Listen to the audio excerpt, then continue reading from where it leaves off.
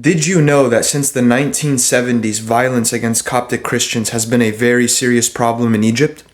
Welcome to my page where I discuss international relations, culture, and history. If any of that interests you, make sure to follow this page.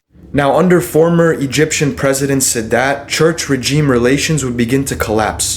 Now, this would occur because the regime would prioritize Islam and Islamist needs over the rights of Coptic Christians. Furthermore, the Egyptian government and the Ministry of the Interior has not only been complicit in attacks, they have allowed them to happen and have failed to investigate and convict any of the perpetrators. Now, under the term of Hosni Mubarak, the slogan of the police would change from the police in service to the people to the police and the people in service to the nation. Now, as you can guess, this type of rhetoric is very dangerous, especially for people that are not Muslim in Egypt. Now, in 1971, the Constitution would approve of Sharia law as a source of legislation. Now, I'm getting most of this information from an article written by Jason Brownlee in 2013, which was published by the Carnegie Endowment for International Peace. In his article, he writes that the safety and security of Coptic Christians depends on the Egyptian government treating them as people and not as an inconvenience.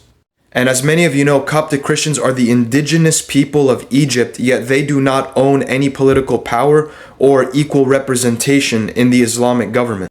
Now, in the field of academia, the modern period includes anything after the 1500s, so it is safe to say that anything after 1970 is very modern.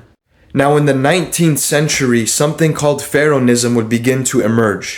Now, as many of you know, the Coptic language is a language that is derived from hieroglyphics, which proves that the Coptic people are actually descendants and ancestors of Pharaoh. Now, in the 19th century, Coptic people would begin to use this as a form of empowerment to include them into the fabrics of society in Egypt. Now, I'm going to end today's analysis there, and I wanted to remind you that I have an article coming out probably within the next 2 days where I focus on the Arab conquests of Egypt, all of the attacks since 1970 till today on Egyptian churches, and finally, speaking about Coptic identity versus Arab identity. Now, make sure to follow this page and all my other pages because I have a lot of interesting things coming out within the next few weeks. Wouldn't want you to miss it.